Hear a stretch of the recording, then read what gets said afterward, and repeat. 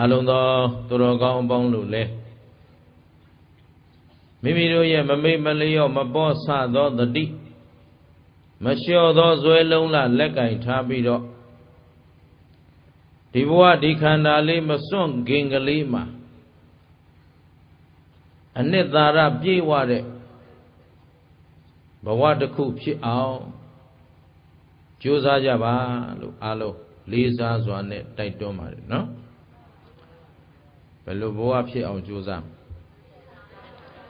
အနှစ်သာရပြည့်ဝတဲ့ဘဝပြန်ပြောဟုတ်အဲ့တော့အခု2010ကနေ2017ကိုကူးတဲ့နှစ်သစ်ပေါ့တကယ်တော့နှစ်သစ်မဟုတ်ပါဘူးအနှစ်ပိုးအိုလာ10က17ဖြစ်လာတယ်ဆိုတော့ပိုကြီးလာတယ်နော်သို့တော့ထားပါတော့အသစ်ကူးတယ်အဟောင်းအသစ်ပြောင်းကြတဲ့နေရာမှာဘယ်လိုလုပ်ရင်အသစ်လဲဘယ်လိုလုပ်ရင်အဟောင်းလဲဘာကအဟောင်းလဲဘာကအသစ်လဲဒီနေ့သိရအောင်အဲ့တော့ခေါင်းစဉ်ကအကာနဲ့အနှစ်ခေါင်းစဉ်ပေးထားတယ်ဘာလဲလဲအဲ့တော့နှစ်သစ်ကူးတဲ့အခါမှာတနေ့တနေ့ပြောင်းပြီးတော့ကူးပြောင်းလာတိုင်းမှာပြီးခဲ့တဲ့နှစ်တွေအခု2010မှာတို့ဘာတွေလုပ်ခဲ့ကြသလဲဘာတွေရအောင်ယူခဲ့ကြသလဲတစ်နှစ်တော့ကုန်သွားပြီဒါပြန်ပြီးဆန်းစစ်ရရောက်လာမဲ့2017မှာငါတို့ဘာတွေအရယူကြမလဲဟုတ်ပြီနော်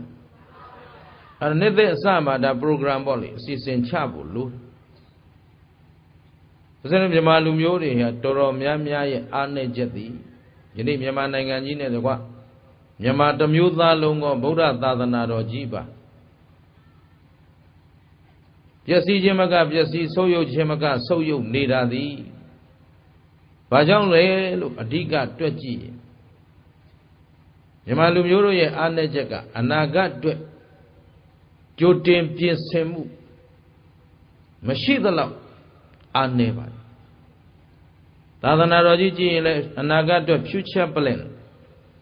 အနာဂတ်သာသနာကိုဘယ်ပုံစံရောက်အောင်ငါတို့ကြိုးစားကြမယ်ဘယ်လိုပုံစံဖြစ်အောင်သာသနာပြုကြမယ်လို့သာသနာပြုပုဂ္ဂိုလ်များဘက်ကလည်းဒါ planning ပေါ့အမှန်တန်အားနည်းလူတွေဘက်ကကြည့်ပြန်တော့လဲငါတို့မျိုးနွယ်ငါတို့မျိုးရိုးငါတို့နိုင်ငံငါတို့လူမျိုးကိုနောက်ဘယ်နှစ်နေရင်ဘယ်အဆင့်တန်းဖြစ်အောင်ကြိုးစားမယ်ဆိုတဲ့ planning တွေအစီအစဉ်တွေအမှန်တန်အားနည်း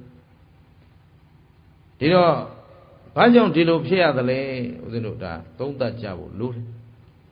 အဲ့ဒါဒီအကာနဲ့အနှစ်တရားလေးနာပြီးတော့ကိုယ့်ဟာကိုယ်ပဲဆုံးဖြတ်ကြပါနော်အဲ့တော့ဦးဇင်းတော့ဒီလောက်ကလေးလမ်းကြောင်းပေးုံတော့ပဲဒီနေ့ပြောနိုင်မယ်အချိန်ငဲ့ပြီးတော့အလိုလိုအဲ့ဒါမြတ်စွာဘုရားရှင်ကိုယ်တော်မြတ်ကြီးကပ္ပိလဝတ်ပြည်ပဲပြည်တယ်ကပ္ပိလဝတ်ပြည်ဟာဘုရားနဲ့ဘယ်လိုပတ်သက်လဲအဲ့ဒါလိုလေးသိစေခြင်းနဲ့ဗုဒ္ဓဘာသာဝင်တွေနော်တွန့်ဆုတ်မနေပါနဲ့ကပ္ပိလဝတ်နေပြည်တော်ကြီးဆိုတာဘုရားရှင်ကိုယ်တော်မြတ်ကြီးမွေးဖွားခဲ့တဲ့အယတ်ဇာတိမြေပေါ့ကပ္ပိလဝတ်ပြည်နိရောဓာယုံကျောင်းမှာတရင်သုံးပြီးတကားလာနေတော့ညနေဆောင်အချိန်မှာဘုရားရှင်ကိုယ်တော်မြတ်ကြီးကနိရောဓာယုံကျောင်းကနေပြီးတော့ယဟန်သံဃာများခြံရံပြီးတော့လမ်းလျှောက်ထွက်လာအဲ့ဒါလိုလမ်းလျှောက်ထွက်လာရင်းနဲ့တခုသောနေရာပေါ့လေမထင်ရှားသောနေရာလေးတစ်ခုမှာမြတ်စွာဘုရားရှင်ကိုယ်တော်မြတ်ကြီးပြုံးတော်မူတယ်ပြုံးလိုက်တာကိုနောက်ကပါလာတဲ့ကပ်လျက်ပါလာတဲ့အရှင်အာနန္ဒာနဲ့နောက်ကအနိနာကယဟန်နေမြင်လိုက်တယ်မြတ်စွာဘုရားတို့မြည်သည်မှာလောဘဒေါသမောဟတဏမာနဒိဋ္ဌိအစရှိတဲ့ကိလေသာတွေကိုဝါဒနာဘာဂီကနေစပြီးတော့အကျွင့်မဲ့ပယ်ပြီးသားဖြစ်တော့ပြုံးတာတောင်အဓိပ္ပာယ်မရှိပဲမပြုံးဘူးစကားပြောဖို့ဆိုတာဝေးစကားလည်းအကျိုးမရှိရင်မ မပြောဘူးအဲ့တော့ပြုံးနာတောင်ကာအိန္ဒြေလေးတစ်ခုပေါ့လေမျက်နာကလေးကပြုံးရိပ်ကလေးထင်တာတောင်မှဘုရားဟာဘလောက်တန်ဖိုးကြီးတယ်ဘလောက်မြင့်မြတ်တယ်ဆိုတာဒါလေးကြီးညိုကြည့်ဖို့ကောင်းတယ်ပါကလေးလှုပ်သွားယုံနှခမ်းလေးလှုပ်သွားယုံလောက်ပြုံးယုံလောက်ကလေးတောင်မှအဓိပ္ပာယ်မရှိရင်မပြုံးဘူးလေအခုပြုံးတော်မူလိုက်တာနဲ့နော်နောက်ကအရှင်အနန္ဒာသိတော့အာနန္ဒာကမေးတယ်အရှင်အနန္ဒာအရှင်မြတ်ကြီးကဘုန်းတော်ကြီးမြတ်လာပါတော်မူသောမြတ်စွာဘုရားတဲ့အိန္ဒိယအရောက်အရှင်ဘုရားပြုံးတော်မူရာခြင်းအကြောင်းရင်းအားဘုရားတပည့်တော်တို့အားမိတ်ကြားဆုံးမတော်မူပါဘုရားရှင်ဆိုတာပြောသမျှစကားတိုင်းဟာအဆုံးအမတွေဖြစ်နေဟုတ်ပြီနော်အဲ့တော့အခုလို့ပြုံးတော်မူတာဟာလဲသူ့အတွက်ပြုံးတာလားအဆုံးအမပေးခြင်းလို့ပြုံးတာလားအသိသေးကြတယ်ဒါမို့မြတ်စွာဘုရားရှင်ကိုရောမြတ်ကြီးဂုဏ်တော်တွေကျေးဇူးတော်တွေကြည်ညိုကြည့်မယ်ဆိုရင်အလွန်ကြည်ညိုစရာကောင်းတယ်အလွန်နှစ်သက်စရာကောင်းတယ်အဓိပ္ပာယ်မဲ့တဲ့အလုပ်ကိုဘာတစ်ခုမှမလုပ်ပါဘူးတဲ့ဘုရားရှင်ကိုရောမြတ်ကြီးကအကျိုးမရှိတဲ့အလုပ်မလုပ်ဘူးအခုလဲသူ့အတွက်ကတော့ဘောဓိပင်နဲ့ရွှေပလင်ပေါ်မှာတပိညုတဉာဏ်တော်ကြီးကိုရပြီးကြတဲ့ကသူ့ကိစ္စပြီးသွားပြီကျန်တဲ့45ဝါတိုင်ဆောင်ရွက်သွားတဲ့ကိစ္စအားလုံးဟာတတ္တဝါအများအတွက်တနည်းအားဖြင့်ဦးဇင်းတို့သူတော်ကောင်းတို့အတွက်ဒီနေ့အထိဘုရားရှင်ကိုရောမြတ်ကြီးဆောင်ရွက်ချက်တွေဟာဦးဇင်းတို့အတွက်တက်ရောက်နေတယ်ဆိုတာမသိကြဘူးလားအေးဒါကြောင့်နေ့လေလာကြော့ကြတဲ့ဒကာကြီးတွေဒကမာကြီးတွေဦးဇင်းပြော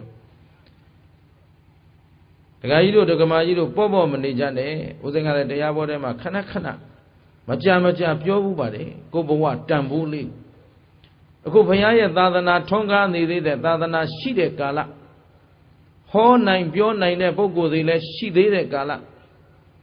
သာသနာရှိနေပေမဲ့မဟောကြမပြောကြတော့ဘူးဆိုရင်တရားပွဲတွေဒါစိတ်သုံးသွားရင်ဘုရားတို့တရားနာခွင့်ရအောင်မလားမရရင်ဒီသာသနာအနှစ်သာရသိပါအောင်မလားမသိပါဘူးတရားဟောပုဂ္ဂိုလ်သိအရေးကြီးပါအဲ့တော့ဒါပရိယတ္တိသာသနာကလာတယ်ပေါ့လေထားတော့ဒါတွေလိုက်အကျယ်ချက်ရှင်းနေရင်တရားမပြီးပဲနေအဲ့တော့အခုလူဘဝရကြိုက်သာသနာနဲ့ကြုံကြိုက်ဟောတတ်တဲ့ပြောတတ်တဲ့ပုဂ္ဂိုလ်တွေရှိကြိုက်ထောင်တတ်တဲ့နားလေးပါတော့ဆိုတာသူတော်ကောင်းတို့အတွက်ဒါပါရမီပြည့်နေတဲ့ကာလတနည်းအားဖြင့်ကျွတ်တန်းဝင်နိုင်တဲ့ကာလဒီသာသနာမှာကျွတ်တန်းဝင်တဲ့အထက်မှာတို့ပါတယ်လို့ဒီလိုမှတ်ထားရှင်းသလားကျွတ်တန်းဝင်နိုင်တဲ့အထက်မှာပြည်တော်တို့ပါနေတယ်ပြောမပြောဆိုအစားသင်ပေးရတာမူကြိုဆရာဟုတ်ရနော်အဲ့တော့မူကြိုဆရာနဲ့မူကြိုတန်းနေဆိုတော့ကြိုက်ပါလေအဆင်ပြေပါတယ်အဲ့တော့ဒီจิตတန်းဝင်တဲ့ထဲမှာဘယ်သူတွေပါနေလဲ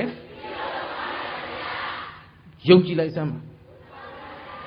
ခင်ဗျားတို့မပါတော့ဘူးဆိုဒီသာသနာကွဲပြီခုလဲကွယ်လူတဲလေးမှာအသေးအတန်ယုံကန်နေရတာရှင်းတယ်နော်အသေးစိတ်တော့မပြောပြရစီတော့ပြောချိန်တိုင်တော့ချပြောအောင်မယ်လို့တော့စဉ်းစားထားတယ်ဒါပေမဲ့ရှိစေတော့အန္တရာယ်များလို့မပြောတော့အဲ့တော့အလုံးသိထားမှာအခုသူတော်ကောင်းတို့မှာတရားနာခွင့်ရမရဟေးအရိယသစ္စာတရားတွေကွဲပလားခုသူတော်ကောင်းတို့လူဖြစ်ကောရမရတရားနားလည်နိုင်စွမ်းကောရှိမရှိအားထုတ်နိုင်တဲ့ခွန်အားတွေရောဒါပါရမီပြည့်နေတာနိဗ္ဗာန်တပစ္စယောဟောတုကတောင်းစရာမလိုဘူးပြည့်နေပြီဒါကြောင့်ကျေးဇူးရှင်ဘုဂုတ်ဆရာတော်ဘုရားကြီးသုံးတော်မူတဲ့စကားအဲ့ဒါပဲတာကမှာပါရမီမလိုဘူးกว่าလို့ပြောလိုက်တာဟာမလိုတော့ဘူးလို့ပြောခြင်းလောက်တော့လို့ပြောခြင်းသို့တော့ပညာရှိတကားကိုပညာမဲ့အများနားမလည်နိုင်တော့ဒါစကားကပ်ပြီးပြဿနာလုပ်တဲ့လူတွေလုံးချင်တဲ့လူလုပ်ပါစေလူမိုက်နဲ့လူလိမ္မာဆိုတာလောကမှာရှိသမြဲပါပဲပညာရှိတန်ဖိုးကိုပညာမဲ့ဘယ်လို့မှမသိနိုင်စာတတ်တိုင်းပညာရှိလို့လည်းခေါ်လို့မရဘူးကျင်တယ်နော်ကောင်းပြီဒါအားလုံးကိုသိစေခြင်းလို့ပြောခြင်းပါအမှားပိုင်လည်းခွန်းလို့ပါနော်နေတိုင်းတောင်းပန်နေရတာဟုတ်လားအဲ့ပြီးရင်လည်းတောင်းပန်ပါဦးမယ်အဲ့တော့မြတ်စွာဘုရားရှင်ကိုရောမြတ်ကြီးပြုံးတော်မူတယ်အဲ့ဒီပြုံးမှာဒီနေ့တော်ကောင်းတို့ဦးဇင်းတို့အတွက်အဆုံးအမတွေဖြစ်သွားအဲ့တော့အရှင်အနန္ဒာတောင်းပန်တဲ့ဘုရားကအေးကွာတဲ့တခုသောကာလကဟောဒီနေရာမှာငါယသိအဖြစ်နဲ့ တရားတွေကျင့်ကြံအားထုတ်ဘူးတယ်กว่าတယ်အဲ့ဒါကြောင့်ဟောဒီနေရာလေးရောက်တော့ငါပြုံးတာဟုတ်ပြီနော်အဲ့ဒါဒီလောက်ဆိုတော့ဒါကအဆုံးမမပါသေးဘူးသူ့အတိတ်ဖြစ်ရကလေးပြောပြတာနော်ဒီနေရာမှာငါယသိဖြစ်ဘူးတယ်ယသိဖြစ်နဲ့သတင်းသုံးဘူးတယ်နေဘူးတယ်တရားအထုတ်ဘူးတယ်ဒါအဲ့တော့အရှင်အနန္ဒာအရှင်ဘုရားတဲ့အဲ့ဒီယသိဖြစ်စဉ်ကအာထုတ်ပုံချင်းရာအကြောင်းနဲ့တကွတပည့်တော်တို့အားအစဉ်သနာခြင်းကိုအကြောင်းပြု၍ရှေ့ရှုဆုံးမတော်မူပါအရှင်မြတ်ဘုရားရှင်အနန္ဒာတရားတောင်းသိပ်ပိုက်ဟုတ်ပြီနော်အကြောင်းလေးပေါ်တဲ့အရှင်အနန္ဒာအရှင်မြတ်ကြီးတောင်းတတ်တာလည်းပါတော့ဗျာနော်အဲ့တော့ဘုရားရှင်ကိုရောမြတ်ကြီးတို့မြည်ဒီမှာလဲတောင်းပန်သူရှိမှနော်အဓိကဟောလေးရှိတာကိုကျွတ်မဲ့ပုဂ္ဂိုလ်ကြတော့လည်းတောင်းပန်စရာမလိုပဲသူကိုယ်တိုင်တွားချွတ်တာတွေလည်းရှိပါတယ်သို့တော့များသောအားဖြင့်တောင်းပန်အောင်တော့စောင့်ရတယ်ဘောဓိပင်နဲ့ရွှေပလင်ပေါ်မှာတရားမဟောတော့ဘူးဆုံးဖြတ်တဲ့အချိန်တဟံပရိဗျမကြီးလာပြီးတော့တောင်းပန်တာမရှိဘူးလားအဲ့ဒါလေးလည်းရှေ့ဆရာတော်လေးများစွာပြောခဲ့ပါပြီ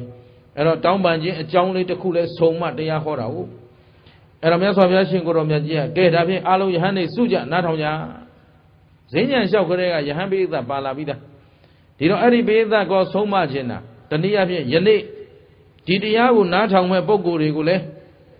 ဆုံးမခြင်းတာဘုရားကကြိုမြင်ပြီးသားဒီနေ့ကျရင်ဒေအိုးနဲ့ဒီလူတွေတွေ့ကြအောင်မှာဟုတ်ကလားကောင်းပြီအဲ့တော့မြတ်စွာဘုရားရှင်ကိုတော်မြတ်ကြီးကယဟန်နေစုလိုက်ခြေသားတို့တစ်ချိန်တုန်းကကွာတဲ့ဗာရာဏသီပြည်မှာဗြဟ္မရမင်းကြီးအုပ်ချုပ်နေတော့အဲ့ဒီဗာရာဏသီပြည်မှာပဲအမတန်ချမ်းသာတဲ့ပုံနာမျိုးမှာပုံနာကြီးတယောက်ဂရေ80ကျွယ်ဝတဲ့ပုံနာကြီးရှိတယ်တိုင်းပြည်ရဲ့ယရနာဓမ္မပေါ့လေတထေးပေါ့တိုင်းပြည်တစ်ခုထူထောင်မယ်ဆိုတထေးကြီးယရနာဆိုတာလည်းရှိရတယ်အဲ့တော့အဲ့ဒီပုံနာကြီးမှာသာသမီမရတော့ဒီပုံနာကြီးသည်တဲ့သာစုပန်ပြီးတော့အဋိဋ္ဌံပြုဆုတောင်းတော့အကြောင်းအားလျော်စွာပဲဆုတောင်းလို့သက်တော့မဟုတ်ပါဘူးလေအကြောင်းအားလျော်စွာပဲအဲ့ဒီပုံနာကြီးမှာသားတစ်ယောက်ဖွားမြင်လာအဲ့ဒီသားကဘုရားလောက်ဟုတ်ပြီနော်အဲ့လိုစောစောစီးစီးကြိုပြောတယ်လေဆိုတော့အကြောင်းရှိဒီသားလေးကမွေးလာကြတဲ့ကမဲမဲတုံတုံလေးနည်းနည်းမှချစ်เสียမကောင်းဘူးအသမဲလေးဟုတ်ပလားအဲ့ဒီမဲမဲလေးကဘာတူတော့ဘုရားအလောင်းရှင်းသလားအလောင်းတော်ဆိုရောက်ရဘုရားတိုင်းချောနေတယ်လည်းမအောင်မနေဘူးနော်အဲ့တော့ဘုရားအလောင်းတော်မဲမဲပေါ့လေအသမဲလေးမွေးလာတော့တထေးသားဆိုတော့မဲတယ်ပဲပြောလို့ဖြစ်မလို့နော်ဘယ်လိုပြောမလို့ညိုကြောလေးပေါ့ဟုတ်လားအဲ့တော့တထေးကြီးသားပေါ့လေအဲ့တော့အသမဲလေးမွေးလာတော့ကင်မွန်းတက်တဲ့အချိန်နာမည်ပေးတဲ့အချိန်ပုံသားတွေမှာနာမည်ပေးမင်္ဂလာမွေးဖွားခြင်းမင်္ဂလာဥကောင်းစေးမင်္ဂလာတွေရှုပ်ရှက်ကိုခတ်လို့မင်္ဂလာအသိပေါ်တာအဲ့ဒီမင်္ဂလာတွေတဝက်လောက်ခင်ဗျားတို့ဗမာပြည်ယူထားတာနော်အဲ့တော့ကင်မွန်းတက်မင်္ဂလာမှာနာမည်ပေးလိုက်တယ်ကနသဒုသာဗါတယ်လေကနဆိုတာမဲတော့ကနကုမာရမဲတဲ့ကောင်လေးပေါ့နာမည်လည်းလှတယ်နော်အဲ့တော့မောင်မဲတူသူ့နာမည်ဟမ်ဗမာလိုပြောရင်ဗါလဲမောင်မဲတူအဲ့ဒါဘယ်သူတို့ဘုရားအလောင်းအဲ့ဒါအလောင်းတော်ကိုအတမဲလေးမွေးလာတော့ကနသဒုသာကနကုမာရအမည်ပေးလိုက်ပေးပြီးတော့16နှစ်အရွယ်ရောက်တော့အထာရတ18ရပညာတွေသင်ပေးတဲ့အဖေရတထေးကိုတက္ကသိုလ်ပို့ပညာတွေဘာတွေသင်ပေးတော့ပညာဆုံးအိမ်ပြန်လာတော့တခါတည်းတင့်တော်တဲ့သရုပ်သမီးနဲ့အိမ်ယာထောင်းအိမ်အောင်ချပေးလိုက်။ဒီတိမြန်သွားဒါမဆမ်းဘူး။အဲ့တော့အိမ်အောင်ချပေးပြီးတော့မိခင်ဖခင်နဲ့သေပြီးပုံသားကြီးသေပြီးကဲအဲ့တော့စီးစိမ်ဥစ္စာတွေအကုန်လုံးကနလက်ထဲရောက်တယ်ပေါ့နော်။အဲ့တော့ကနကသူ့လက်ထဲစီးစိမ်ဥစ္စာတွေရောက်ပြီဆိုတော့စီမံခန့်ခွဲရင်းနဲ့လုပ်ငန်းဆောင်တာတွေကလည်းများလိုက်တာပိုင်တဲ့လေအိတ်ကတွေကလည်းများလိုက်တာအလုတ်ယုံစက်ယုံတွေကလည်းများလိုက်တာလဲကြည်ရင်နဲ့သူ့အတူစိတ်ထဲမှာဒီလောက်အများကြီးกว่าဘယ်လူကနေဘယ်လိုရလာသလဲသိကျင်တော့တရက်မှာအိမ်ခမ်းမဆောင်အလဲ ပလင်ထက်မှာပေါ့လေတထေးထိုင်တဲ့ထိုင်ကုန်မှာထိုင်ပြီးတော့ဘိုးဘွားအစဉ်ဆက်မှတ်လာခဲ့တဲ့ရွှေပေလွာတွေကိုယူကြည့်ဟုတ်ပြီနော်ဘိုးဘွားအစဉ်ဆက်ပိုင်ဆိုင်ခဲ့တဲ့ရွှေကညစ်နဲ့ရွှေလွာပေါ်မှာရွှေလွာချက်ပေါ်မှာရေးထားခဲ့တဲ့စရင်အဲ့ဒါတွေကိုဗန္နာစိုးစီကနေတောင်းပြီးကြည့်တော့သူ့ဘိုးဘေးပေါ့လေရွှေ80မျိုး80ဟိုးဘိုးဘေးဘီဘင်းလက်ထက်ကဘယ်ဘေးဘယ်ဘီကဥစ္စာဒဏဘလောက်ရှာဖွေစုဆောင်းခဲ့တယ်သူ့လက်ထက်မှာရှိတာဘလောက်နောက်သူ့သားလက်ထက်မှာရှိတာဘလောက်သူ့မြေးလက်ထက်မှာရှိတာဘလောက်ဒီလိုအဆင့်ဆင့်မှတ်လာခဲ့ဒီစရင်ကိုကနကကြည့်ဩဟိုဘေးကြီးကဂရီဘလောက်ရှာသွားတာအဲ့ဒီဂရီဘလောက်ကပတ်စံကဒီမှာရှိတယ်ရွှေတွေငွေတွေကြောက်တွေကရှိတယ်သူရှာသွားတာဒါပေမဲ့ तू ကအဲ့တထေးရှိသေးလားဟုတ်ပြီဘေးမရှိတော့ဘူးဘိုးဟာဘိုးကရှာသွားတာဂရီ40လောက်ရသွားတယ်ဟုတ်တယ်ဂရီ40အခုသူတို့ဂရီ80ကျော်နေပြီဒီတော့အဆက်ဆက်ဘိုးတွေဘေးတွေစုလာခဲ့တာဥစ္စာပစ္စည်းတွေနဲတာမဟုတ်ဘူးဂရီ80ဆိုတာဒါကလူသိရှင်ရှားကျင်ညာထားတဲ့အမောက်မရှိသေးတာမြေပေါ်မြေအောက်လျှို့ဝှက်သိမ်းဆည်းထားတဲ့အတွင်းပစ္စည်းတွေများစွာရှိသေးတယ်အဲ့တော့ဒါဒီစင်းတွေကြည့်ပြီးတော့ဒီဘိုးတွေဒီဘေးတွေဟာဒီပစ္စည်းတွေရှားပြီးစုသွားတာသူတို့လည်းဘာတစ်ခုမှယူသွားတာတေချာမနော်ဘာတစ်ခုမှသူတို့ယူသွားတာမတွေ့ရဘူးတဲ့အခုဒါကိုငါဆက်ရှာဆက်စုပြီးရင်ဒါထားပစ်ခဲ့ကိုနောက်ဘာမှမပါဘူးအဲ့တော့ဒီသူတို့ပစ္စည်းစုခြင်းအလုပ်ကတကယ်တော့အနှစ်သာရမရှိတဲ့အလုပ်ပဲကနကဟုတ်ပြီနော်ဘာမရှိတဲ့အလုပ်တကယ်လို့ဟိုဘေးကြီးကရှာလိုက်လို့ရှာလို့ရတဲ့စီးစိမ်ဥစ္စာတွေများလာတော့အဖိုးလက်ထက်ကြတော့ဥစ္စာတွေများလုံးလို့အဖိုးကမအိုဘူးဟဲ့မနာဘူးဟဲ့ဆိုရင်တော့ဒီပစ္စည်းဆက်စုဖို့ကောင်းတယ်ငါမအိုတောင်မှငါအိုတောင်မှငါသားမအိုလောက်ဘူးဆိုဆက်ရှာမှာပေါ့ဟမ်ငါသေးတောင်ငါမြေးမသေးလောက်ဘူးဆိုရင်ဆက်ရှာမှာပေါ့အခုတော့ပစ္စည်းရှာပြီးထားခဲ့ပြီးတော့သေးနောက်တစ်ယောက်ကဆက်ရှာထစုသေးဘာပါသွားတော့အနှစ်သာရမရှိတဲ့အလုပ်ပဲတဲ့ဥစ္စာဓနဆိုတာလောကမှာအကာပဲပါတယ်လေအကာတက်အနှစ်မရှိဘူးတဲ့ဥစ္စာကိုအနှစ်ထုတ်ရင်ဒါနာဘုရားလောင်းကဥစ္စာကိုအနှစ်ထုတ်ရင်ဒါပဲဥစဉ်အချိန်ပြောဘူးလေစီစဉ်ဥစ္စာတွေအပြည့်အဝမိကန်တက်တာနဲ့ထဲသိမ်းထားအဲ့ဒီစီစိတ်တွေဘာတန်ဖို့ရှိတယ်ဘာမရှိဘူးသူထိုင်ဆောင်နေရတာအလုတ်ပူတာဟမ်အဲ့ဒီစီစိတ်တွေနဲ့တရားဆောင်မယ်လမ်းဖောက်မယ်ရကျိုးရွာကျိုးဟာရေကန်နေတဲမယ်တောက်ရည်တွေလှူမယ်မရဘူးလားဗမာပြည်ဟာဗုဒ္ဓအဆုံးအမနဲ့တကယ်ဆိုရင်ရေသန့်စက်ယုံကတယုံမှမရှိသင့်ဘူးရေရောင်းစားတယ်ဆိုတာကိုကတော်တော်အောက်တန်းကြဟမ်ကိုမျိုးနဲ့တဲ့ကိုတောက်ရည်သားစက်ယုံတွေလှူမဲ့လူတွေများပေါ်လာရင်ဘယ်တော့ကောင်းရှင်းသလားစားအောင်စီသွင်းစရာမလိုကိုမြေပဲစီလေးနဲ့ကိုအန်ရကင်းနေကြစီမြေပဲစီသုံးလို့ရတယ်ရှင်းတယ်နော်ဥစ္စာဒဏကိုအသုံးချနည်းတွေပြောတာအများကြီးရှိသေးတယ်သိချင်ရင်သူမင်္ဂလာစီလာမေးပါဘောင်မလွတ်မှဆိုလို့ဆက်မပြောတော့တော့ပါသလားသုံးနည်းတွေအသုံးမချပဲနဲ့အသုံးမချပြောဂျင်းသလားသဘောပေါက်သလားဒါမို့ခဏပြောတယ်လူတယောက်ဟာမွေးဖွားလာပြီးကိုတယောက်စာပဲအလုတ်လုပ်ပြီးသိရင်ဒီလူဘလောက်တန်တယောက်စာပဲတန်တယ်ဓမိသားစုလုံးစာအလုတ်လုပ်ရင်ဓမိသားစုစာတန်တယ်တရက်ကွက်လုံးအတွက်အလုတ်လုပ်ရင်ဒါပါပဲသူလုံနိုင်တဲ့စွမ်းရည်သူခန္ဓာကိုအသုံးချမှုစွမ်းရည်ပေါ်မှာမူတည်ပြီးအဖို့တန်ဂျင်းသလားကောင်းပြီကဏစဉ်းစားပြီဥစ္စာဒဏရဲ့အနှစ်သာရဟာဒါနနောက်ဒီခန္ဓာကိုယ်ကြီးဟာဟောဒီခန္ဓာကိုယ်ကြီးဒီ96ပါးသောအနာယောဂါတွေနဲ့အမြဲတမ်းပတ်သက်ဆက်နွယ်ပြီးမနေဘူးလားနေလေလာပြောသလိုဘသူကဘယ်ရွယ်ရောက်ပြီကင်ဆာယောဂဖြစ်လို့တဲ့ပြောတော့မှတ်ထားကင်ဆာဂျင်းဟာ မွေးကလေးကလူတိုင်းမှာပါပြီးသား40ကျော်လာတဲ့ကင်ဆာယောဂဖြစ်ဖို့လူတိုင်းမှာအလုံးအစင်သင့်ဖြစ်နေပြီဒေါသကြီးရင်ကင်ဆာမြန်မြန်ဖြစ်မယ်ရှင်းသလားဒေါသသမားများအတွက်ကင်ဆာယောဂသည် ready ပဲစောင့်နေတယ်သူက welcome ဟုတ်ပလားလောဘကြီးရင်နှလုံးယောဂမြန်မြန်ဖြစ်မယ်နော်မောဟအားကြီးရင်စီးကြိုဖြစ်မယ်သွေးတိုးဖြစ်မယ်ဒါမှတ်ထားတော်ပါရဲ့လားကောင်းပြီအဲ့တော့ဒီခန္ဓာကိုယ်ဒီယောဂါတို့နဲ့ပတ်သက်ဆက်နွယ်နေတဲ့အတွက်ဒီခန္ဓာကိုယ်ရဲ့အနှစ်ထုတ်ကြည့်ရင်သီလတဲ့ရှင်းသလားဒီခန္ဓာကိုယ်လေးအသက်ရှည်ကျမ်းမာနေသေးသလောက်သီလနဲ့ပြည့်စုံအောင်နေရခန္ဓာကိုအနှစ်ဒီခန္ဓာကိုယ်ကြီးကိုအနှစ်ထုတ်ကြည့်ရင်ပါလေသီလဥစ္စာဒဏတွေကိုအနှစ်ထုတ်ကြည့်ရင်ဒါနဒါဘုရားအလောင်းကပြောနေတာဘုရားအလောင်းက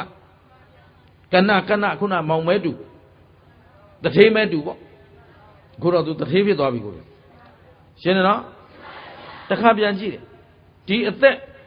ခုတော်ကောင်းတို့မှာရှိတာယုတ်တရားနဲ့အဲ့ဒီယုံနာနှစ်ပါးကိုမြဲသလားယုံနာခန္ဓာဒီအသက်ခါဖြစ်ပြီးရင်မွေးပြီးရင်ဒီအသက်သည်မြဲသောတရားလားမမြဲသောတရားလားဟောဒီအနိစ္စနဲ့ပတ်သက်ဆွတ်နေနေတဲ့ဟောဒီအသက်ဟောဒီခန္ဓာရဲ့အနှစ်ကိုထုတ်ကြည့်ရင်တဲ့ဘာဝနာရတယ်ဘာရလဲဒီခန္ဓာကိုယ်ကြီးဒီအသက်ကြီးဖြစ်နေသမျှပြည့်နေသမျှအနိစ္စဒုက္ခအနတ္တလက္ခဏာရေး၃ပါးပွားများနေရင်ဒီခန္ဓာကိုယ်ကအမျက်ထွက်မထွက်အဲ့ဒါလို့မှမပွားများရင်ဒီခန္ဓာဖြစ်ပြီးတော့အိုချိန်တန်းရင်နာချိန်တန်းရင်သေချိန်တန်းရင်ဘာအမျက်ထွက်တော့ဘာမှအမျက်မထွက်ဘူးဟောကဏမဲတာဗျသူကဘာရှိတယ်ဉာဏ်ရှိတယ်ဉာဏ်ဆိုတာဘာခေါ်လဲ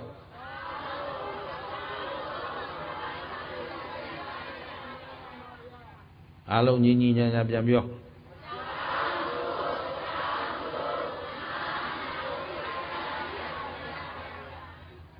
အစီအစဉ်ကြအောင်မှတ်ထားသူမင်္ဂလာရောင်ဝမ်းမသိဘူးလို့ခင်ဗျားတို့ပြောထားတယ်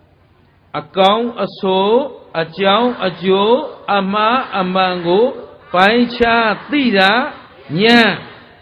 သူ့နောက်မှာဆင်းရဲချမ်းသာရှိသေးတယ်ခင်ဗျားတို့မှားတာသိပ်များနေမှာဆိုလို့ရှင်းတယ်နော်ဒီ definition ကိုဒါဦးဇင်းတို့ထုတ်ထားတယ်အကြောင်းပဲထုတ်လိုက်တာမဟုတ်ဘူးတစ်အကောင်းဆိုးအရင်သိရမယ်အကောင်းဆိုးမြင်နိုင်စွမ်းရှိသူမှအကြောင်းကျိုးကိုသိတယ်အကြောင်းကျိုးပိုင်နိုင်တဲ့ပုဂ္ဂိုလ်မှအမှားမှန်ကိုခွဲခြားနိုင်တယ်two step နဲ့သူအဆင့်နဲ့သူဒါမို့အကြောင်းကျိုးကစလို့စအမှားမှန်ကစလို့စရောင်ဝါးမလုပ်ကြနဲ့တပည့်မကောင်းရင်ဒီကောင်းပုံပဲလာကြနော်ကိုယ်ကားနဲ့ရှောက်ပြောဟိုဒေအိုးဆရာမင်းတို့ဒေအိုးဆရာတော့ဘာလို့ကွာဟိုဘုန်းကြီးကလည်းတာယသမီးစီဝါရေးလုပ်ရင်ဒေအိုးရောက်မှပြောတာမဟုတ်ဆိုတော့ဟိုဘုန်းကြီးတွေလည်းဘာအစဆုံးနားမထောင်မနဲ့တာယသမီးစီဝါရေးလုပ်တိုင်းဒေအိုးရောက်တာမဟုတ်ဘူးကွာလကားနေရင် fight ချင်တယ်နော်ငါလည်းဒီလိုမဟောဘူးပါဘူးသဘောပါသလားတာယသမီးစီဝါရေးလောဘဒေါသမောဟနဲ့လုပ်ရင်ဒေအိုးကုသိုလ်ရအောင်လုပ်ရင်ကုသိုလ်ရတာဗောရှင်းလားတပြက်စီးလဲတာဆိုကုသိုလ်ရအောင်လဲနေသူမင်္ဂလာအသေးချသင်တာရောင်ဝါဟောတဲ့ဓမ္မဂရိကမဟုတ်ဘူးဘောပါသလားခင်ဗျားတို့ရောင်ဝါလောက်တာနဲ့ကျုပ်ဝိုင်းပြောကြတယ်ကျုပ်ကလည်းဇက်စတိမခံဆိုတော့ထရံဖြစ်ရတယ်သိမကောင်းဘောပါတယ်နော်ထားလိုက်ဗျာဘယ်သူရံဖြစ်ဖြစ်ထားလိုက်ပါတော့အဲ့တော့အခုကြည့်ကဏအနှစ်ရှာကြည့်လိုက်ဘိုးဘေးဘီဘင်အကုန်ရှာသွားတဲ့ဥစ္စာတွေဘာတစ်ခုမှသူတို့နောက်ပါမသွားဘူးအဲ့တော့အနှစ်မရှိတဲ့လို့ငါဆက်မလုပ်ဘူးဆိုပြီးချက်ချင်းသူရှင်မင်းစီထသွားတယ်တိုင်းပြည်ဗာရဏသီဗျမရမင်းကြီးစီသွားတယ်တထေးဆိုတော့ဒါပတ်သက်ဆက်နွယ်နေတော့ဘရင်စီသွားပြီးတော့ဗာပြောတော့ဆိုတော့အရှင်မင်းကြီးတဲ့ကျွန်ုပ်ရှိတဲ့ပစ္စည်းတွေအားလုံးကို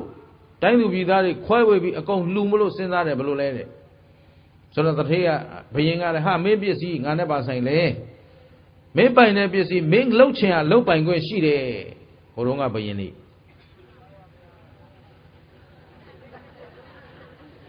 ခုတော့သွားမပြနဲ့ဗျာနော်သဘောပါသလားကဲထားလိုက်နော်ခုလည်းဘယင်မရှိပါဘူးဘာပြောဘယင်မှမရှိတာဟုတ်လားအဲ့တော့ထားလိုက် ရင်သွားပြောတော့ဘယင်ကသင်ပြုလိုတဲ့ကိစ္စသင်ပိုင်ပစ္စည်းသင်လိုသလိုပြုနိုင်တယ်ဆိုတော့ပြန်လာပြီးကြတဲ့တောက်လျှောက်9 ရက် 9 လီအလူကြီးပေးတယ်ဘန္နာတိုက်တွေစုပြီးတော့တခါနဲ့အလူကြီးပေးတာ9 ရက်လူတာမကုန်ဟုတ်ပြီနော်ရှင်းသမျှပစ္စည်းတွေအကုန်ထုတ်ပုံအော့ပြီးလူတာမကုန်စဉ်းစားတယ်ဒါကိုအောင်ဆက်လူနေတော့じゃအိုသွားပဲလို့နော်မအိုခင်ငါလို့ရမယ်အလို့လို့ရမှာဒီပစ္စည်းမဟုတ်လဲလူမှာပဲမထူးဘူးအိမ်တကားပေါက်အကုန်ဖွင့်ဟောဒီပစ္စည်းတွေကြိုက်တဲ့လူကြိုက်သလိုယူကြငါလူတယ်ဆိုထားခဲ့ပြီးတောထွက်သွားတယ်ပြီးရောတို့နေတော့နည်းနည်းกว่าနော်အိမ်ဖွင့်ထားတဲ့အိမ်လေးများအခွန်ရှိရင်သွားကြအောင်ဆိုလားသဘောပါလားအဲ့ဒါနော်တို့နဲ့กว่าနေတာတို့ကရသလောက်ကုတ်တာကျွတ်ကျွတ်အိတ်တောင်မပြစ်ဘူးသဘောပါလားဘောတော့အကုန်ဖွင့်ပြလိုက်တယ်မြေပေါ်မြေအောက်အကုန်ဖွင့်ပြလိုက်ပြီးကြိုက်သလိုယူကြတော့တဲ့ငါထိုင်းလူနေစိတ်ရှည်ဘူးတဲ့အဲ့တော့အားလုံးအလိုရှိသလိုယူနိုင်ပါတယ်ဆိုပြီးတော့အမျိုးတွေအဆွေတွေမြို့ရွာကပုဂ္ဂိုလ်တွေကသူ့သိချစ်တာဟုတ်အဲ့တော့အကုန်ဝိုင်းပြီးတောင်းပန်နေတဲ့ဂျားကပဲသူတောထွက်ပါတယ်နော်အဲ့ဒါလို့တောထွက်ရင်းနဲ့အခုကပ္ပလဝတ်နေရာပေါ့နော်ကပ္ပလဝတ်ကနေကြောရယုံကျောင်းနဲ့မနီးမဝေးကနေရာလေးအခုမထင်ရှားတဲ့နေရာလေးတစ်ခုမှာအမှန်တန်ကြီးမားတဲ့သစ်ပင်ကြီးတပင်ရှိတယ်အိန္ဒဝါရုဏီတဲ့အဲ့ဒီအပင်ရဲ့နာမည်ကအိန္ဒဝါရုဏီဆိုတဲ့အပင်ကြီးရဲ့အောက်ကိုသူရွေးချယ်လိုက်တယ်ငါဒီပင်အောက်မှာတရားအားထုတ်မယ်ဒီပင်အောက်ကနေပဲအလုံးမေတ္တာကရုဏာမုဒိတာအဲ့တုန်းကတော့ဝိပဿနာတွေဘာတွေမရှိသေးဘူးပေါ့နော်သာသနာ့ဘဆိုတော့ငါသီလသမာဓိတွေဒီနေရာမှာငါအားထုတ်မယ်ဆုံးဖြတ်ချက်ချလိုက်တယ်ဆုံးဖြတ်ချက်ချပြီးသူဘာလုပ်လဲတစ်ခက်မိုးတဲ့ကြောင်းတောင်မဆောက်ဟုတ်ပလားရှင်းအောင်နေတာကယုတ်ရုတ်ခမူဒုတင်ဆိုပြီးတော့သစ်ပင်ရိပ်အောင်မှာနေတဲ့ဒုတင်အခါအားလျော်ဒုတင်ဆိုတာအကျင့်မြတ်တွေအထူးတလဲကျင့်တယ်ကျောင်းတွေဘာတွေမဆောက်တော့ဘူးအရေးအာဝါဒတွေမလုပ်တော့ဘူးအဲ့ဒီသစ်ပင်ကြီးအောက်မှာနေတဲ့ရုတ်ခမူလဒုတင်အဲ့တခါတည်းရာဇဝုလူတွေများကာယတာယာလို့အခုလို့မိုးရှင်းလေရှင်းနဲ့လာများကြတော့အဘောကာသိကဒုတင်ဆိုပြီးတော့လွန်တီးခေါင်မှာနေတဲ့အကာအယံမဲ့အရေးအာဝါဒမဲ့တဲ့အောက်မှာနေတဲ့ဒုတင်ဒီလိုနေတယ်အဲ့ဒီလိုကနေပြီးတော့တခါတည်းညမအိပ်ဘူးနေသိစစ်ဒုတင်ဟုတ်ပြီနော်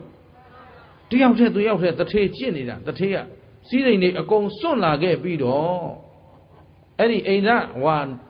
ရူနီဆိုတဲ့အပင်ကြီးအောက်မှာတရားကျင့်ပြီးတော့နေတယ်အဲ့တော့တတိတဝတွေလည်းလိုက်လံရှာဖွေစားရအနေလိုက်ရှာစားဒုက္ခများတယ်ဒီအပင်အောက်ကအဲ့ဒီအပင်ကသီးရင်စားမယ်မသီးရင်မစားဘူးဆိုပြီးတော့အပင်အောက်မှာပဲနေလိုက်တယ်အသီးသီးချင်းအသီးစားတယ်အပွင့်ပွင့်ချင်းအပွင့်စားတယ်အရွက်ရှိချင်းအရွက်ဖယ်စားပြီးတော့နေလိုက်ဒါရင်လားဆိုတော့မကသေးဘူးသွားဒီဟူသောဆုံရှိနေတယ်တဲ့မီးနဲ့ချက်เสียမလို့တော့ဘူးဆိုမီးပါစွန့်လိုက်ပြီးတော့အသီးရွက်ဒီတိုင်းအစိမ့်စားဟုတ်ပလားအဲ့ဒီကနေကဲတရားအလုတ်ရှုပ်သေးတယ်ကွာတရားအားထုတ်ရတာအချိန်ပိုးတယ်အချိန်ကုန်လွန်းတယ်ဒီအသီးနာနဲ့ရှာလိုက်ကောက်စားနေရတာအလုတ်ရှုပ်တယ်တနေ့တနတ်ဖဲစားတော့မယ်ဧကသ၌ဒုတင်ရှင်းတယ်နော်ကျင့်နေတာဘယ်သူတော့ဘုရားလောင်းเนาะအခုယသိမဲတူပေါ့အခုယသိဝတ်သွားပြီเนาะမောင်မဲတူလေးကနေတထေကြီးမဲတူကနေယသိမဲတူဇာထဲမှာတော့ပါပါသေးတယ်သူကအရွယ်ရောက်လာ16နှစ်သတို့သားရောက်တဲ့ခါကျတော့သူကသူ့သားကြီးကမြအယောင်လိုပဲတဲ့ကြည့်လို့လှတယ်တဲ့ပြောတာဒါတော့မဲနေတဲ့လူကြီးမြအယောင်ပေါက်တယ်ဆိုတော့လည်းမပြောတတ်ဘူးပေါ့ဗျာနော်အဲ့တော့ထားလိုက်ပါတော့မောင်မဲတူပဲကောင်းပါတယ်အခုယသိမဲတူပေါ့နော်အဲ့တော့ယသိမဲတူအဲ့ဒီနေရာမှာကျင့်နေတာတဖြည်းဖြည်းနဲ့အကျင့်ကိုတိုးပြီးတော့သူကျင့်လိုက်တာနောက်ဆုံးသူထိုင်နေတဲ့နေရာမှာကြွေကြတဲ့အသီးကိုပဲစားတော့အဲ့ဒီစားတဲ့အသီးတောင်မှအသီးကြွေကြအသီးအရွက်ကြွေကြအရွက်ပေါ့လေအပွင့်ကြွေကြအပွင့်ထိုင်တဲ့နေရာမှာပဲအဲ့ဒါတောင်မှအကောင်းအဆိုးကိုနားကြွေကြတဲ့ထဲကကောင်းတဲ့အသီးမှဲ့တဲ့အသီးဒီလိုမရွေးတော့ဘူးလက်နဲ့နီးတဲ့လက်ထဲရောက်လာတဲ့ဟာပဲစားဟုတ်ပလားရှင်းလေးကျင့် အဲ့ဒါလောက်ကျင့်လိုက်တော့ဘာဖြစ်လာလဲဆိုတော့တာဝရိန္ဒာကဟောကောင်းဘုသူတို့ဘယ်လောက်ဆိုသိတယ်တရားကြောက်ဖြာပူးလာဘာဖြစ်လဲ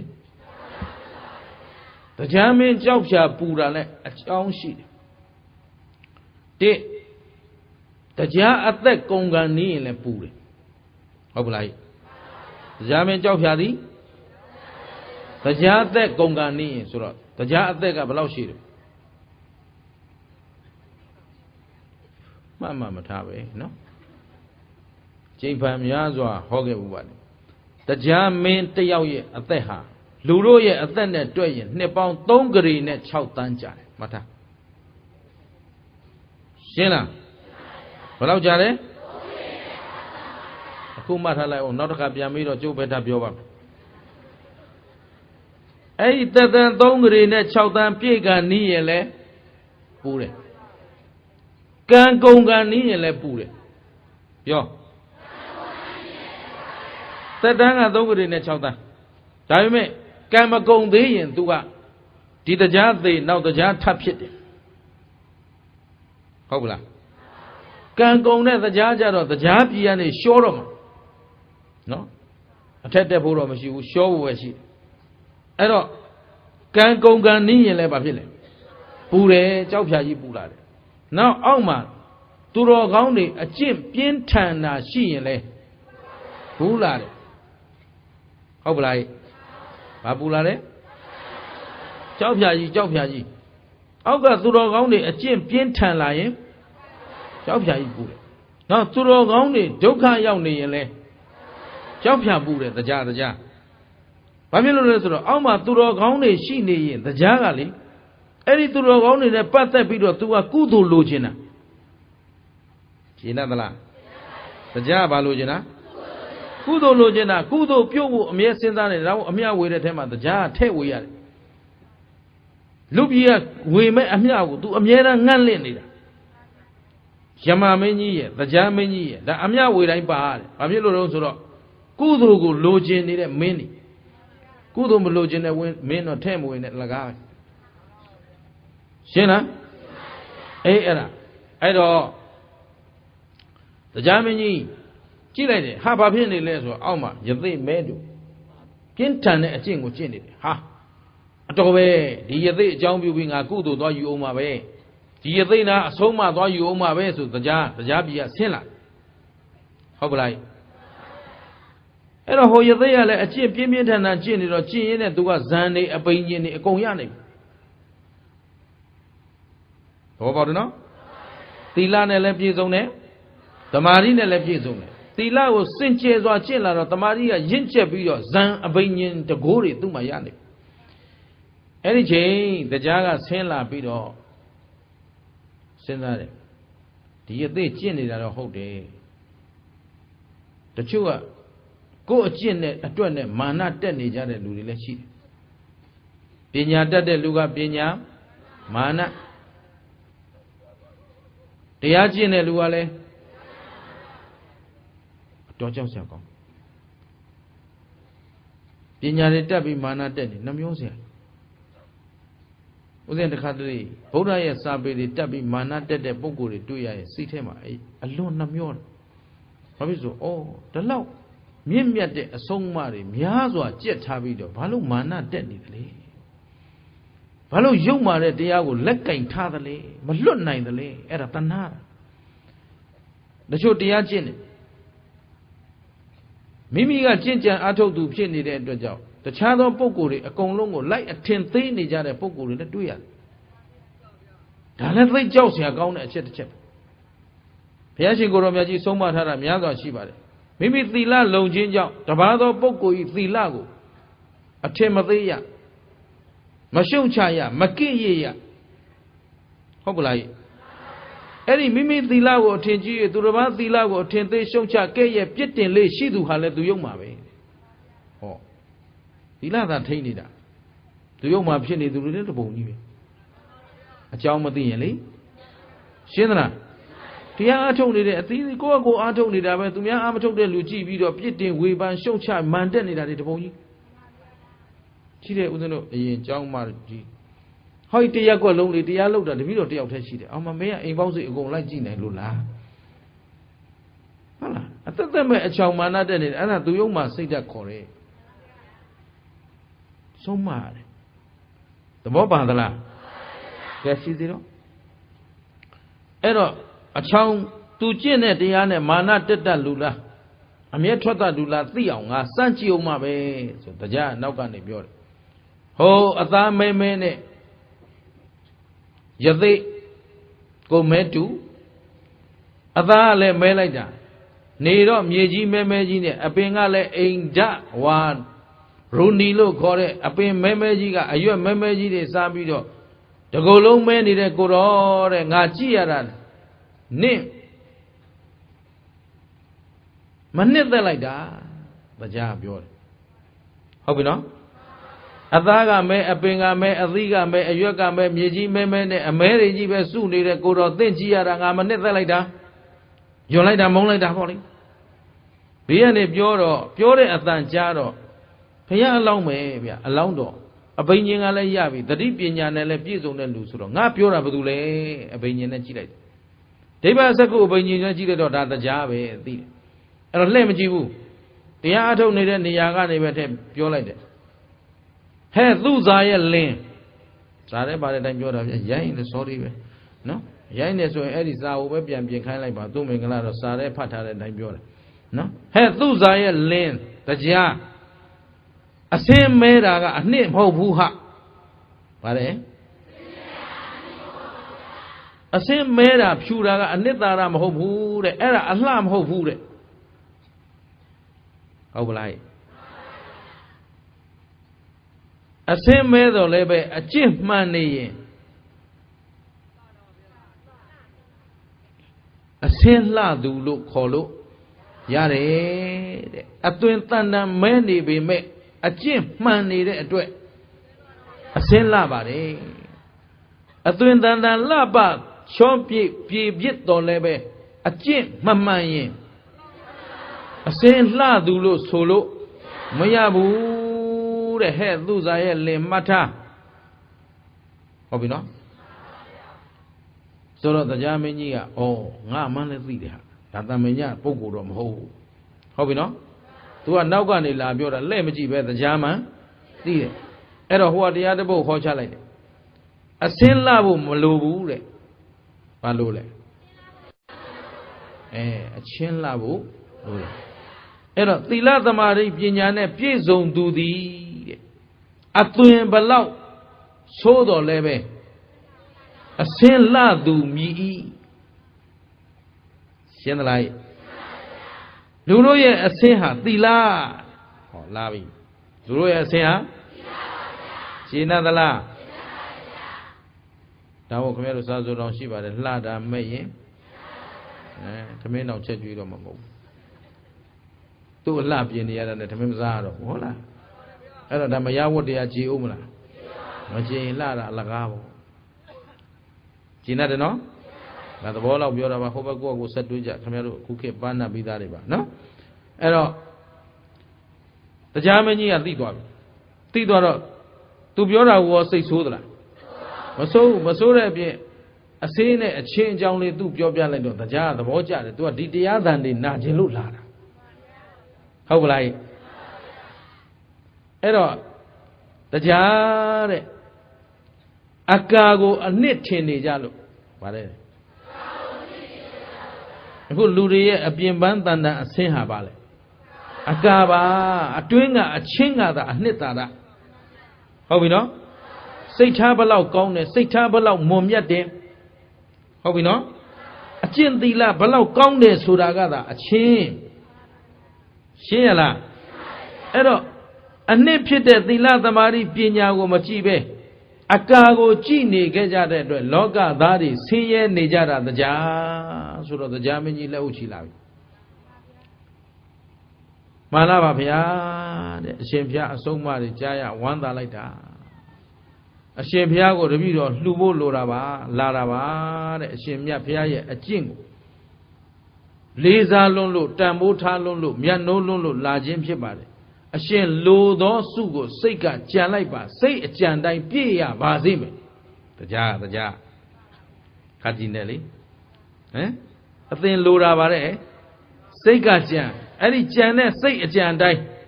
ပြည့်စေရမယ်သူဖြည့်ပေးမယ်ပေါ့ခင်ဗျားတို့လည်းစိတ်သားချအတီးဝိဇာမမီတရားသာသနာရောက်ချိန်နီးပါပြီဆိုရင်အမလီမျောနော်လာမင်းကြီးကြည့်ပြီးထမင်းစီစမ်းတောင်းနေတဲ့အတိုင်းပဲဘယ်တော့မှလည်းမရဘူးတောင်းလို့လည်းမပြီးနိုင်ဘူးသဘောပါသလားအခုတရားကလည်းခတ်တီစီနဲ့ဖះအလောင်းလာပြီးတော့တင်စိတ်ကြံတဲ့အတိုင်းငါပြည့်အောင်ဖြည့်ပေးမယ်တဲ့လူချင်းလို့လာတာတောင်းသင်ပါလိုချင်တယ်လေဆိုတော့ဖះအလောင်းကပြုံးတယ်မကြီးကျယ်လို့ဒင်ပါတတ်နိုင်တာကြားကဲဒီတရားတော့ပညာပေးလိုက်ဦးမှာတရားတဲ့ငါ့ကိုဆုတောင်းဖို့သင်ပြောသလားတဲ့ပြောပါတယ်အရှင်ယသိတဲ့အရှင်ယသိကျွန်ုပ်သင်အားကူညီလိုလို့စောင့်ရှောက်လိုလို့မယ်ဟမ်တရားဘယ်သူကူမလဲဘုရားအလောင်းကိုကူမကြီးကျယ်နေတာပညာရှိယောက်ျားတို့မှာဘယ်သူကူညီမှမလို့နားလဲလားဘယ်ကောင်းမှကူစရာမလိုအတ္တဟိအတ္တနောသဘောပေါက်လားသဘောပေါက်သလားဘယ်သူကယ်ဖို့မှစောင့်မနေနဲ့ကယ်တင်ရှင်မျောနေရမလားကိုကယ်ရမယ်အဲ့ဒါသဘာဝအမှန်တရားကြီးပဲကိုထမင်းစားခြင်းကိုထမင်းချက်စားပေါ့ရှင်းလားထမင်းရအောင်ရှာလေထမင်းရအောင်မရှာဘဲနဲ့စားခြင်းနေလို့တော့မရဘူးဟောဗမာပြည်မှာတော့ရကောင်းရမှာပေါ့ဗျာနော်တဏှာလို့ဘေးကကြွေးကြတာဟုတ်တိုးတော့ဒါကတဘာဝဓမ္မကိုပြောတာပါကိုယ့်အတွက်ဘယ်သူလုပ်ရမလဲကိုယ်ပဲလုပ်ရအဲ့တော့ဒီတရားအာမဲလာပြီးကြီးကျယ်သူကများလူလာပြည့်စုံမယ်ကဲဒါဖြင့်တရားမှတ်တာတရားငါ့ကိုစုတောင်းခိုင်းတယ်ဆိုရင်ငါတောင်းပါမယ်ငါဒီနံပါတ်1အမျက်မထွက်သောသူဖြစ်ရပါလို့ဤဗါလဲနံပါတ်2မဖြည့်စည်းတတ်သူဖြစ်ရပါလို့ဤဗါလဲနံပါတ်3မြည်သူကိုမှမချစ်မနှစ်သက်သူဖြစ်ရပါလို့ဤဟောဗါလဲနံပါတ်4မြည်သည့်အရာကိုမှလိုချင်တတ်မဲ့မှုမရှိသူဖြစ်ရပါလို့ဤ။ဒါစု၄ခုတောင်းတစ်ပါလေငါသည်အမျက်မထွက်သူဖြစ်ရပါလို့ဤနှစ်မဖြက်စီးတတ်သူနော်သူတစ်ပါးကိုပျက်စီးစေလို့စိတ်ကင်းမဲ့သူဖြစ်ရပါလို့ဤသုံးမြည်သူကိုမှမချစ်မနစ်သက်သူဖြစ်ရပါလို့ဤလေးမြည်သည့်အရာဝတ္ထုကိုမှလိုချင်တတ်မဲ့မှုမရှိသူဖြစ်ရပါလို့ဤကဲပိဿံတရားအိုက်စုကြမ်းမလားတရားမျက်လုံးပြူသွားတယ်ရွှေတောင်းရင်ပေးနိုင်တယ်ငွေတောင်းရင်ပေးနိုင်တယ်ဗိမာန်ကြီးတောင်းပေးနိုင်တယ်ဟမ်ရေလိုခြင်းရေငွေလိုခြင်းငွေရွှေလိုခြင်း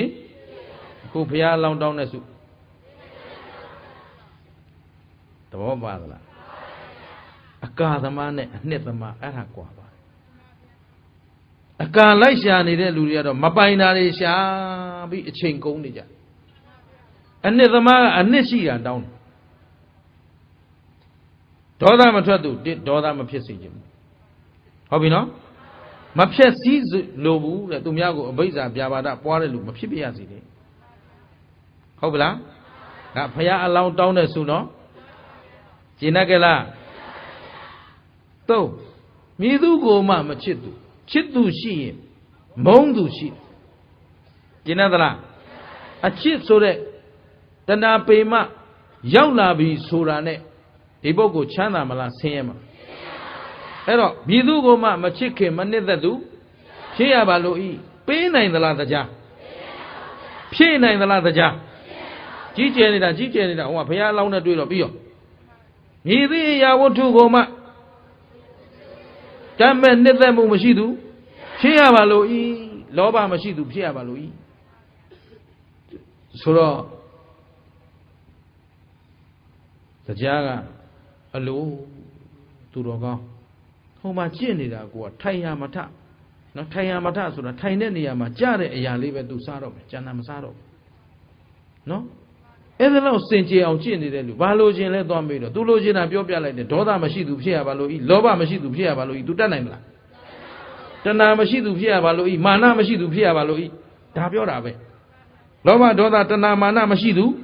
ဖြစ်ရပါလို့ဤပြန်ပြောဖြစ်ရပါလို့ဤတောင်းလိုက်တော့ဩကာမဂုဏ်နဲ့ဆက်လင်းလာသူတခုမှမတောင်းဘူးဘာယာရုတွေဘာဂုံသိမ့်တွေဘာတခုမှသူမတောင်းဘူးတကယ်မြင့်မြတ်တဲ့အကျင့်မှန်ကိုသူဆန္ဒပြုနေတာငါလည်းမပေးနိုင်ဘူး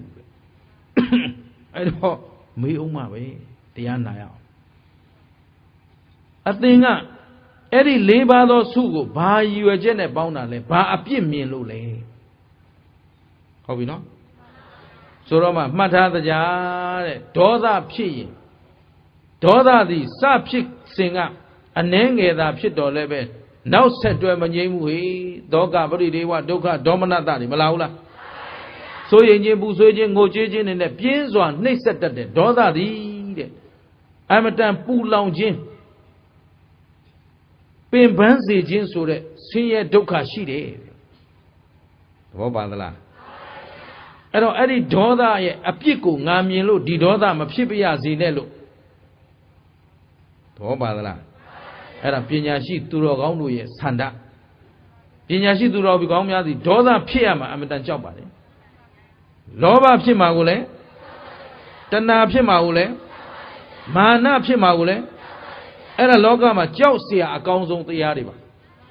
ဒါပေမဲ့ဥစ္စံတို့သူတော်ကောင်းတို့အကာနဲ့နေတဲ့လူတွေကတော့အဲ့ဒီအကာတရားတွေကိုသိမ့်ပိုက်ပြီးတော့ငါလောဘကြောင့်နင်တို့ဒီလိုနေနိုင်တာမလေးငါဒေါသလေးနဲ့ပြောလိုက်လို့ဒီလိုပြီးသွားတာနှုတ်မပြီးမှမဟုတ်ဘူးသဘောပါသလားမလေးကျုပ်မာနကြောင့်တော်တို့ဟောတို့လူချင်းတူချင်းမြတ်မြတ်နေရတယ်အောင်မဲ့သဘောပါသလားရှင်းသလားအကာပိုက်ထားတာဟုတ်ဗျအနှစ်ဘာမှမသိပဲဂျေနတ်သလားဟိုကပညာရှိများကအနှစ်လိုချင်တာဆိုတော့အကာပြစ်လိုက်အဲ့တော့သူတစ်ပါးပျက်စီးစေလိုခြင်းဆိုတဲ့ကောဓဖြက်စီးတတ်တဲ့တရားသည်လေဖြက်စီးစေလိုလိုက်ဝင်လာပြီးအမျက်ဒေါသဝင်လာပြီးဆိုတာနဲ့တဲ့တိရုပ်ရင်းကြမ်းတမ်းလာတယ်ဟုတ်ပလားဖြက်စီးတတ်တဲ့ပုဂ္ဂိုလ်ဒေါသကြီးတဲ့ပုဂ္ဂိုလ်ကပထမဦးဆုံးပါဖြစ်လာရုပ်ရင်းကြမ်းတမ်းလာတယ်မျက်နာတွေကိုလက်အင်္ဂါတွေကြမ်းတမ်းတဲ့အမူအရာတွေပေါ်လာပြီးနှုတ်ကကြမ်းတမ်းတဲ့စကားတွေထွက်လာတယ်ကောင်းနေစဉ်ကာလဒေါသမဖြစ်စဉ်ကာလကမထွက်တဲ့ရိုင်ဆိုင်သောရုပ်မာသောကြမ်းတမ်းသောစကားတွေထွက်လာတယ်တဲ့ပရုဒ္ဓဝါစာကြမ်းတမ်းတဲ့စကားတွေထွက်ပါတယ်အဲ့ဒီနောက်ဆက်တွဲဆက်ကြီးပြင်းလာရင်ကိုရီလက်ရောက်ကျူးလွန်ခြင်းတွေဖြစ်လာပြီရှင်းသလားအဲ့ဒီနောက်ကဖြက်စီးခြင်းတွေလာတော့တာပဲတဲ့ဖြက်စီးခြင်းဆိုတော့သူလည်းပျက်စီးတယ်ကိုယ်လည်းပျက်စီးတယ်သူလည်းအကျိုးမရှိကိုယ်လည်းအကျိုးမရှိဒါမှမဟုတ်အဲ့ဒီဖြက်စီးစေလိုတဲ့စိတ်ကင်းမဲ့သူဖြစ်ရပါလို့ဤလို့ငါဆူတောင်းတာရှင်းသလားချစ်ခင်နှစ်သက်ခြင်းရဲ့နောက်ွယ်မှာလဲချစ်ခင်ခြင်းကြောင့်နောက်ကလောဘတွေမလာဘူးလားအဲ့ဒီလောဘသည်တငွေ့နဲ့ပြင်းထန်စွာနှိပ်စက်ပြီးတော့တဏှာပစ္စယပါလာတော့တဏှာပစ္စယတဏှာလိုချင်စိတ်ပေါ်ပြီဆိုမှတော့ဥပါဒာမရမနေနိုင်ဘူးဆိုတဲ့စိတ်တွေမလာဘူးလားအဲ့တော့ရအောင်အားထုတ်တော့မယ်ဆိုတဲ့ကာမဘဝတွေမလာဘူးလားအဲ့တော့အဲ့ကာမဘဝကြောင့်ပြင်းစွာပင်ပန်းခြင်းဆင်းရဲခြင်းဟုတ်ပြီနော်မရှိတောင်းတာရှိတောင်းတာရှိကြောင်းကြမရခင်ကရခြင်းတယ်ရပြီးပြန်တော့သူ့အတွက်စိတ်အေးရသလားရှင်းသလားဥစ္စာမရခင်ကလည်းဥစ္စာရဖို့ရှားတယ်ရလာပြန်တော့သူ့အတွက်အေးရလားဒါပဲအဲ့တော့ချစ်ခင်နှစ်သက်သူနဲ့အတူမနေရတော့အတူနေရဖို့ကြိုးစားတယ်အတူနေပြီးတော့ကောအေးသွားသလား ကျေနပ်သလားဒါလေးတွေကိုဘုရားအလောင်းတော်ကတရားကိုပြန်ပြောပြသူကိုယ်တိုင်လည်းသူ့ဇာတာရဖို့ကိုမနေကြိုးစားရတာလေဟုတ်ကလားဗျိုင်းမဖြစ်နေလို့သွားခေါ်ရသေးတယ်မလားသဘောပါသလားအဲ့တော့ဘုရားအလောင်းတော်တရားကိုဆုံးမလိုက်တဲ့ခါကျတော့တရားမင်းကြီးကအလိုတဲ့တန်ဖိုးရှိလိုက်တာမြင့်မြတ်လိုက်တဲ့တရားတွေဟောဒီတရားသံလေးတွေကြားရတာဝမ်းသာလိုက်တာဘုရားတဲ့ဒါပေမဲ့အဲ့ဒီစုတွေတော့အရှင်ဘုရားကိုယ်တိုင်ကျင့်ရမှာဖြစ်တဲ့အတွက်တပည့်တော်ပေးနိုင်စွမ်းခုနကတော့စိတ်ကသာကြံလိုက်ပါပေးမဆိုသဘောပါသလားအဲ့တော့တတိုင်းရတဲ့အမွေးတိုင်းထုံးမှထင်တယ်ဟမ်မွေးတိုင်းထုံးရမလားဒါဆိုအောင်သိတိချပါဟမ်သဘောပါသလားလူတရမရရင်အောင်သိတိနဲ့လို့ဟမ်တဘောဆူတောင်းသဘောပါတယ်နော်အကြောင်းတရားနဲ့ကောင်းတာလို့ရင်ကောင်းတာဖြစ်မှာပြောတဲ့ကောင်းကျိုးပေးမယ်သေချာသင်ထားတာရောင်ဝမ်းမလို့နဲ့ကောင်းတာလို့ရင်မကောင်းတာလို့ရင်ဘယ်ချိန်ပေးမှလဲအကြောင်းညီညွတ်တဲ့အချိန်ပြန်ပြောအဲ့ဗုဒ္ဓဘာသာဝင်တို့ရဲ့အမှန်တရားသိဖို့တော့ချက်ပဲတတ္တဝါတွေနားမလည်နိုင်တာအဲ့ဒါပဲအခုကောင်းတာလုပ်နေတယ်ဘာလို့ငါကောင်းကျိုးမပေးတာလဲဟာအချိန်မတိုင်မပေးသေးဘူးအခုကောင်းတာလုပ်နေပေမဲ့ဆိုးကျိုးရနေတာသည်အခုလုပ်နေတဲ့ကောင်းတာလုပ်တဲ့အကျိုးလားအတိတ်ကလုပ်ထားခဲ့တဲ့ဆိုးကျိုးလားဒါခွဲသိဖို့လိုတယ်ဒါကြောင့်မို့အကြောင်းညီညွတ်တဲ့အချိန်မှတချို့အကုသိုလ်လုပ်ပြီးကြီးဝါနေတဲ့ချမ်းသာနေတယ်အကုသိုလ်လုပ်လို့ချမ်းသာတာလားအတိတ်အကြောင်းကြောင့်ချမ်းသာတာလားဒါသဘောမပေါက်တော့အကုသိုလ်လိုက်လုပ်ဖို့ကြံရှင်းလားသဘောပေါက်သလားအဲ့ဒါကြောင့်ဘုရားအလောင်းတောင်းတဲ့စုသည်တန်ဖိုးရှိမရှိဦးဇင်းတို့တော်ကောင်းတို့နှလုံးသားထဲမှာအစဉ်သိမ့်ထားဖို့လိုအပ်မလို့ငါသည်မြည်သည့်အခါမှအမျက်မထွက်သူရှေ့ရပါလို့ဤငါသည်ဖြက်စည်းစေလိုစိတ်ကင်းမဲ့သူငါသည်မြည်သူကိုမှရှင်းတယ်နော်ငါသည်မြည်သည့်အရာကိုမှလိုခြင်းတတ်မဲ့သူမဖြစ်ရပါလို့ဤဟုတ်ပလားတတ်မဲ့မှုမရှိသူဖြစ်ရပါလို့ဤဆိုတော့တရားကဒါတော့သူပေးလို့မရဘူးအဲ့သူပေးနိုင်တာလေးတောင်းပါအောင်တဲ့နော်ပေးခြင်းလို့ပါတဲ့သူပေးနိုင်တာလေးတောင်းပါအောင်တဲ့ခုနကလိုစိတ်ထဲသာကြံလိုက်လို့မပြောရတော့ဘူးသဘောပါလားအသင်ယသိလိုတာကိုတောင်းပါအောင်တဲ့တခြားဟာတောင်းပါအောင်ဒါတော့သူပေးလို့မရအဲ့တော့ဘုရားလောင်းတော့ဩဒီတရားသဘောမပေါက်အကူညီမလိုတဲ့လူလာပြီးတော့အကူညီလိုတယ်ဆိုတာအကာပိုက်ထားတဲ့လူတွေဗျအကာသမားလိုပြီးရင်အနှစ်သမားအကုန်ပူတယ်ဒီချမ်းမတော့အကာသမားကလိုပြီးရင်လိုသိကြိုက်သလောက်သိခင်ဗျားတို့မပြည့်စရာမသိတဲ့လူကြအကုန်ပိုးတယ်ရှင်းလားသဘောပေါက်သလားဘာနဲ့ဘာကွာလဲအကာနဲ့အနှစ်ကွာအဲ့တော့2017မှာအကာရှာကြမလားအနှစ်ရှာကြမဲအတန်လေးကတော့တော့ချစ်စရာကောင်းဟမ်ဟဲ့2017မှာတို့နှစ်သက်ကူးပြီဘာရှာမလဲရှင်းတယ်နော်2010တုန်းကဘာတွေရှာခဲ့ကြပြောမပြောဘူးကိုယ့်ကိုယ်ဆုံးဖြတ်တော့ကြောင့်သူတော်ကောင်းတွေပါနေတော့ကြောင့်ပြင်းမသလိုဖြစ်နေကိုယ့်ကိုယ်ဆုံးဖြတ်ရှင်းတယ်နော်အဲ့တော့ဘုရားအလောင်းတော်ကိုဟောထပ်ပြောပြန်မယ်အသင်နဲ့လိုတဲ့ဆုတောင်းပါဦးဆိုတော့ဘုရားအလောင်းပါပြောလဲဆိုတော့ငါသည်တဲ့ တရားအလုပ်ကိုဖြောင့်မတ်စွာကျင့်ကြံအားထုတ်နိုင်တဲ့သီလပိုင်ရှင်သမာဓိပိုင်ရှင်ဖြစ်ရပါလို့ဤလုပ်ပြီးဟမ်အဲ့ဒါဟောတရားပေးနိုင်တာသူခုနကတောင်းထားတဲ့စုတွေကိုဖြောင်းပြောင်းမြတ်မှတ်ကျင့်ကြံနိုင်တဲ့သီလပိုင်ရှင်သမာဓိပိုင်ရှင်ဖြစ်ရပါလို့ဤဂိုင်ပဲနေတော့တရားပေးနိုင်သလားအဲ့တော့ဘုရားအလောင်းတော်တို့သူတော်ကောင်းတို့မြည်ဒီမှာသူတော်ကောင်းအကျင့်ကျင့်နေတာဘာအကူကြီးလိုသေးတယ်ဘာလိုအပ်သေးတယ်ဘာမှမလိုလို့သူ့စည်းစိမ်နဲ့တော့အကုန်စွန့်ခဲ့ပြီကျင်သလားစွန့်ပြီးတော့သူကျင့်ကြံနေလိုက်တာကျင့်တာမှတယောက်တည်းကျင့်တာတော့ဘသူကမှလာပြီးလမ်းညွှန်တာမဟုတ်ဘဲနဲ့တဖြည်းဖြည်းချိုးကြံပြီးစင်ကြယ်တဲ့စင်ကြယ်အောင်ကျင့်လာတာကျင်ခဲ့လားအဲ့ဒါတရားကကုသိုလ်လိုခြင်းလို့လာပြီးတော့ကုသိုလ်ရှာရင်းနဲ့လာပြောတော့တရားပြောကမှားနေတယ်လူတာပြောပါဆိုတော့ဟိုကလိုတဲ့လူမဟုတ်မလိုခြင်းနဲ့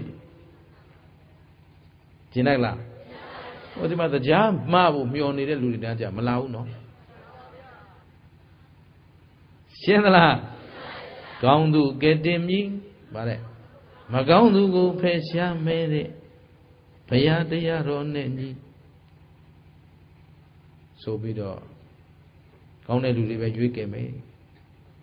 မကောင်းတဲ့ကောင်းတွေတော့ကမ္မတကာပဲဟမ်အဲ့ဒီတရားပဲရောက်နေလဲမကောင်းတဲ့လူတွေစီများမှားရောက်သွားသလားမသိဘူး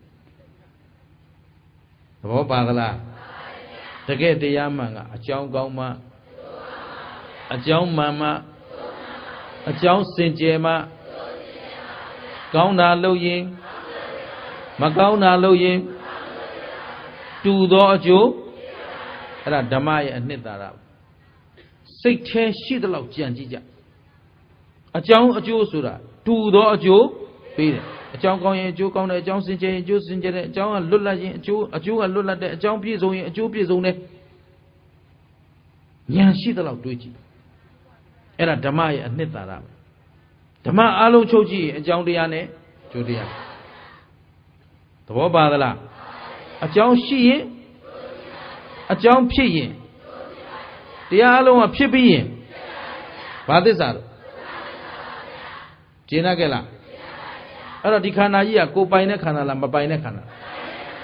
အဲ့တော့ဒီလက်ရှိဒီခန္ဓာကြီးမှမပိုင်မဲနဲ့ဒီခန္ဓာနဲ့သက်ဆိုင်တာတွေဘာပိုင်တယ်ငါရောရှိလားငါဥစ္စာရောအဲ့တော့တရားတောင်းပါလို့ပြောတော့ယသိမှာတောင်းเสียကျင်တယ်နော်အဲ့တော့အယောင်မဲနေတာကအနှစ်လားအကာလားအဲ့တော့မဲတဲ့ယသိပဲကဏယသိကြီးဟုတ်ပြီနော်အသားရောင်မဲနေပြီမဲ့ तू ကျင့်ထားတဲ့အကျင့်ကအမတန်မှစင်ကြယ်တဲ့အကျင့်ဖြစ်မနေဘူးလားအဲ့တော့အကာနဲ့အနှစ်ခွဲခြားပြီးတော့တရားကိုဟောတယ်တရားတဲ့တကယ်အနှစ်သာရဟာလူဘဝလူတွေရဲ့အနှစ်သာရသည်သီလရဲ့သမာဓိရဲ့ပညာရဲ့ပြန်ပြောအဲ့တော့သီလရှိသူနဲ့သီလမရှိသူဘယ်သူကအနှစ်ရှိတဲ့လူအဲ့တော့သီလရှာဖွေဖြည့်ကျင့်သူနဲ့သီလမဖြည့်ကျင့်တဲ့သူဘယ်သူကအနှစ်ရှာတဲ့လူလဲဟောနေ့စဉ်နဲ့မြသီလစောင့်ထိန်ဖို့လိုအပ်မလိုအပ်အ ਨੇ ဆုံးဘယ်လောက်၅ပါးသီလလူမှရင်လူမှလူသီလသာမဏေမှာသာမဏေသီလယဟန်မှာယဟန်သီလမရှိဘူးလားအသီးသီးကိုယ်သီလကိုလုံခြုံအောင်ဖြည့်ကျင့်နေခြင်းသည်ဘဝရဲ့ပါလေအနှစ်သာရပဲသီလချိုးဖောက်ရမယ်အလုပ်တွေအားလုံးဟာအကာတွေရှင်းတယ်နော်အကာနဲ့သာလမ်းဆုံးနေကြမယ်ဆိုရင်အနှစ်တွေ့ပါအောင်မလားအနှစ်မတွေ့ရင်လူဖြစ်ရကြို့မနှက်တော့အခုသူတော်ကောင်းတို့လူဖြစ်နေတာသာသနာပါလားသာသနာတွင်းလားအေးသာသနာတွင်းဆိုတာတန်ဖိုးချင်းမတူဘူးကွာနော်သာသနာနဲ့မတွေ့သူတွေလမ်းမှန်မလျှောက်နိုင်လို့လွဲသွားတာကသူတို့အတွက်ကငကိုကလေးကမတွေ့တာမဟုတ်လို့ရှုံးစရာမရှိဘူးခုသူတော်ကောင်းတို့ဦးဇင်းတို့ကသာသနာနဲ့မတွေ့သူတွေလားတွေ့သူတွေလား ဒါဖြင့်ဘုရားရှင်ရဲ့တာဝကဟုတ်မဟုတ်တာဝကမှန်နေပြီဆိုတာဝကစုကိုရထားပါရဲ့သားနဲ့အရမယူနိုင်ဘူးဆိုရင်တို့ထက်ရှုံးတယ်လူကျင်းရကြလားသဘောပါတယ်နော်အဲ့တော့တရားမင်းကြီးသည်သူ့ကြောက်ဖြာပူတော့ကြည့်လိုက်တဲ့အခါအောက်မှာပြင်းထန်စွာချင့်ကြံနေတဲ့စင်ကြယ်သောကနယသိကိုတွေ့တော့ကနယသိစီလာပြီးတော့ तू ကလည်းဘာလိုချင်လို့လာတာကုသိုလ်လိုချင်လို့လာတာကျင်ရကြလားကုသိုလ်လိုချင်လို့လာတာလာရင်ကလည်းတရားနာရအောင်လို့ तू ကလည်းအကွက်ဆင်တာယသိကြီးကလည်းသူ့ကိုဘာလုပ်ပေးနေလဲတရားဟောပေးနေတာသူတို့အပြန်အလှန်ပြောနေကြတာတွေကဘာတွေလဲခုကြည့်သားယသိကြီးဖြစ်ထားတဲ့ဖြစ်ခြင်းတဲ့ဆန္ဒတွေဟာဦးဇင်းတို့သူတော်ကောင်းတို့အတွက်ရှိသင့်မရှိသင့်အဲ့ဒီဆန္ဒမျိုးဖြစ်သင့်မဖြစ်သင့်ဘုရားဘာသာမှန်ရင်လေတဲ့ငါသည်အမျက်ဒေါသကြီးသူမဖြစ်ရပါလို့ဤဒီစိတ်မျိုးမွေးသင့်တယ်ဦးဇင်းကလေမကြဦးဇင်းကလည်းဒေါသကြီးတယ်လူနော်ဒေါသဖုန်ကနေဆိုထွက်တော့ဩဒုက္ခငါလည်းဒီရုပ်မာတဲ့အကျင့်ကိုမပယ်နိုင်ဘူးအဲ့ညီလေးတို့ကိုခွင့်လို့ကြမှာခွာခဏခဏတောင်းပန်နေသူတို့လည်းပြုံးနေပြီကြတော့သူတို့အပြုံးမြင်နိုင်ကိုသိငယ်လိုက်တာဩဒုက္ခကလေးတွေကသိခနိုင်တယ်ငါဒေါသတွေဖြစ်ဟုတ်လားအဲ့တော့ဒေါသကင်းသူဖြစ်ရပါလို့ဤဆိုတော့ဆူတောင်းနေုံနဲ့ရမှာလားဒေါသကင်းအောင်ဘယ်သူကိုယ်တိုင်ကြိုးစားဖြက်စည်းစေလို့စိတ်သူတစ်ပါးကိုလည်းမပျက်စီးပါစေနဲ့ကိုလည်းကျေနပ်တယ်နော်အခုဆူတောင်းဘယ်နှခုရှိသွား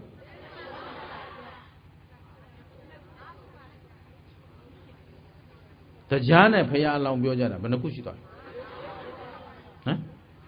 ပထမတောင်းတာနောက်တစ်ခုထပ်ပြောတယ်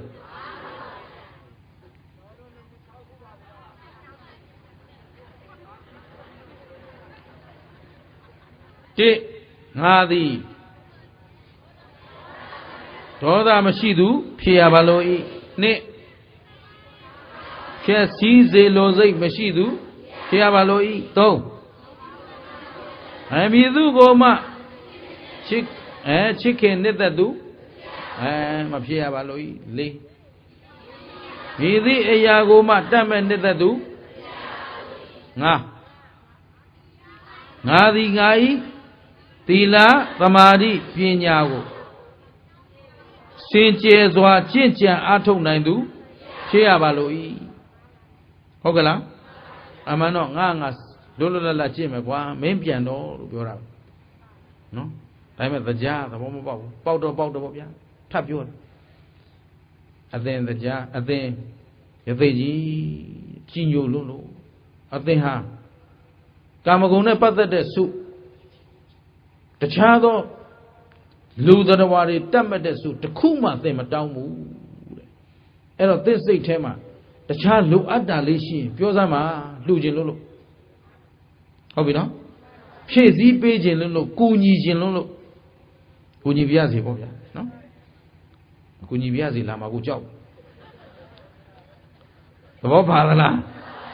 အဲ့တော့တရားကကူညီပြရစီလုပ်တယ်ဟိုကမလာပါနဲ့ဆိုတာကိုသူကကူညီပြရစီနော်အဲ့တော့သစ္စိတ်တည်းရှိတဲ့ဆန္ဒလေးတောင်းစမ်းပါအောင်ဆိုတော့နောက်ဆုံးဆုတောင်းတော့မယ်ဩဒီတရားကြပြောမှပါပဲလေမထူးပါဘူးအသင်တရားမင်းတင်ကငါ့ကိုဆုတောင်းဖို့ပဲပြောနေအဲ့တော့ငါနောက်ဆုံးဆုတဆုတောင်းပါမယ်ကွာတဲ့သိချာနာထောင်ငါဤကာယကံဝစီကံမနောကံကြောင့်မြည်သည့်တတ္တဝါတို့မှစိတ်လည်းမဆင်းရဲကြပါစေနဲ့ကိုယ်လည်းမဆင်းရဲကြပါစေနဲ့ငါဤကာယကံဝစီကံများသည်မနောကံတို့သည်တတ္တဝါအပေါင်းတို့ဤကာယကံဝစီကံကာယဝစီတို့မနောတို့အားဆင်းရဲခြင်းကင်းသောအမှုများသာဖြစ်ရပါလို့ဤကဲဘုရားလောင်းတောင်းတဲ့ဆုသူရဲ့ကာယကံဝစီကံမနောကံကြောင့်မြည်သည့်တတ္တဝါမှစိတ်လည်းမဆင်းရဲပါစေနဲ့ကိုယ်လည်းမဆင်းရဲပါစေနဲ့တူတူပြောရင်ဒါပဲ ဟုတ်ပလားအဲ့တော့ငါလိုချင်တဲ့စုဟာဒါပဲတဲ့ငါကြောင့်ငါပြုတ်တဲ့ကာယကံဝစီကံမနောကံတွေကြောင့်မြည်သည့်တတ္တဝါမှစိတ်လည်းမဆင်းရဲပါစေသာကိုယ်လည်းမဆင်းရဲပါစေသာတဲ့ငါအတွက်ကြောင့်တတ္တဝါတွေစိတ်ဆင်းရဲခြင်းကင်းကြပါစေကိုယ်ဆင်းရဲခြင်းကင်းကြပါစေတဲ့အဲ့ဒီစုငါလိုချင်တယ်ဒါဟောတရားပေးလို့ရှင်းသလားအဲ့တော့ဒါတွေဟာအနှစ်ရှာသူတို့အတွက်အလိုရှိအပ်ဆုံးစု6ပါးလို့မှတ်ပါရှင်းသလားဘုရားအလောင်းကအကာရှာသူလားအနှစ်ရှာသူလားအသားတော့မဲပါတယ်ဗျသို့တော့ဗရမ ्या ကဲလေးဖြစ်နေတယ်ဟမ်ဒါဖြင့်အသွင်ကအဓိကလားအကျင့်ကအဓိကလားအဆင်းကအဓိကလားအချင်းကအဓိကလားအဲ့တော့အကာကိုသာရှာနေမယ်ဆိုရင်တော့အဆင်းသာရှိပြီးအချင်းမရှိသူတွေဖြစ်ကြလိမ့်မယ်ကျင်သလားဥစ္စာနောက်ဥစ္စာနောက်လိုက်ဥစ္စာတော့ပေါ်ပါ၏ဥစ္စာပေါ်ဖို့အတွက်ဘုရားကလောဘအပြစ်ကိုပြောတယ်ငါစီဘာလို့မြည်သည့်အရာမှနှစ်သက်ခြင်းမရှိသူဖြစ်ရပါလို့ဤလို့ငါဆုတောင်းသလဲလို့ဆိုရင်တဲ့အရာဝတ္ထုတွေလိုချင်လာရင်အဲ့ဒီလောဘရှိသူသည်လိမ်ပြီးတော့လဲစီးပွားရှာတော့မယ်ကွာဗါလဲခိုးပြီးတော့လဲလူပြီးတော့လဲဟုတ်သလားမဟုတ်ဘူးလားအကျိုးစီးပွားဖြစ်အောင်လုပ်ကြပြီဆိုတစ်မှုသားပြောပြီးရှာကြတော့မယ်ဟမ်မှုသားမပြောရင်ခိုးရှာမယ်သဘောပါသလား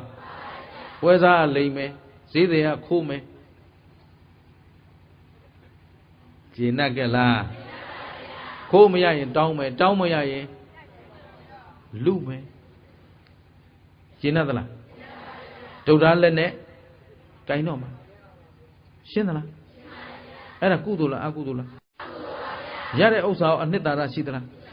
ငါအဲ့ဒါတွေကြောက်လွန်းလို့ဒါဖြင့်အလောင်းတော်ဟာဘာရှာခဲ့တာအဲ့တော့ဥစဉ်တို့သူတော်ကောင်းတို့ကလည်းဘာရှာကြအနှစ်ရှာတော့ဥစ္စာဒနာကိုအနှစ်ရှာပါတွေ့ဒါနာခန္ဓာကိုယ်ကြီးအနှစ်ရှာတော့သီလဒီခန္ဓာကိုယ်ကြီးဒီအနာမျိုး96ပါး96ပါးသောအန္တရာယ်တွေမျိုးစုံမရှိဘူးလားအဲ့တော့36ပါးသောကံကြမ္မာ96ပါးသောယောဂဗယတွေနဲ့အတူရန်သူ5ပါးဘေးကစပြီးတော့ဘေးအနေနဲ့မျိုးစုံမရှိဘူးလားဘိုးကျိုးပြစ်မှာကြောက်ရမြေပြိုမှာကြောက်ရနဲ့ဒီခန္ဓာကိုယ်ရဲ့အနှစ်သာရပါလဲသီလနေသမျှလေးသီလနဲ့ပြည့်စုံအောင်နေပါရှင်းသလားဒါကြောင့်ဘုရားကငါပြုသမျှကာယကံဝစီကံမနောကံသည်မြည်သည့်တတ္တဝါတို့ဤစိတ်ဤဆင်းရဲခြင်းကိုယ်ဤဆင်းရဲခြင်းမှမဖြစ်ပြရစေသာဆိုတော့တရားလက်မြောက်သွားပြီအဲ့တော့ယသိတဲ့သာဓုသာဓုသာဓုသိမ့်မြင့်မြတ်သောအကျင့်ကိုကျွန်ုပ်ကောင်းစွာဝမ်းမြောက်ပါ၏သာဓုခေါ်ပါ၏သင်သည်အလုံးစုံပြည့်စုံသူဖြစ်ပါစေသာခတ္တိနဲ့ဒါကိုမလျှော့သေးဘူးသူကအထက်ကနေခြင်းသေးတာနော်ဆိုပြီးတော့ပြန်သွားပါတယ်အဲ့ဒီတရားကအရှင်အနုယုတ်တာအလောင်းပါနော်အဲ့တော့တရားကလည်းကုသိုလ်လိုခြင်းလို့လာတော့ဘုရားအလောင်းတော်ကလည်းကုသိုလ်တရားနဲ့တရားတွေဟောပြီးတော့မပေးလိုက်ဘူးလားအလောင်းတော်စီအဲ့ဒီတိုင်ကောင်းစွာကြင့်ကြံခဲ့တယ်တဲ့အဲ့ဒီကဏယသိတရားကျင့်တဲ့နေရာဒီနေရာပဲกว่าလို့ယဟန်တော်တွေတရားဟောပါတယ်ဟောတော့အဲ့ဒီတရားနာပြီးတဲ့နောက်ယဟန်တော်များစွာကျွတ်တန်းဝင်ကြပါဘုရားလက်ထက်ကယဟန်တော်များတော့ကျွတ်တန်းဝင်သွားခဲ့ကြပါပြီတရားလည်းပြီးပါပြီအလုံးတောင်းစုဘယ်နှချက်ငါသည်အမျက်ဒေါသနှင့်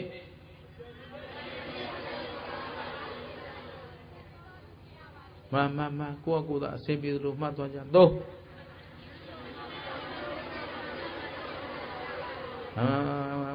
လေး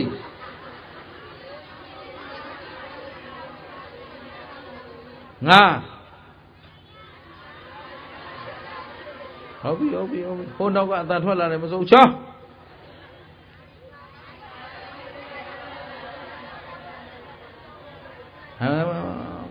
အဲ့တိုင်းသာမှတ်ပြီးပြန်ကြတော့ ဘောပါသလားအဲ့ဒါအနစ်ရှာဖွေသူတို့အတွက်ဆောင်ကျင်းရမယ်တရားတွေသဘောပါရဲ့လား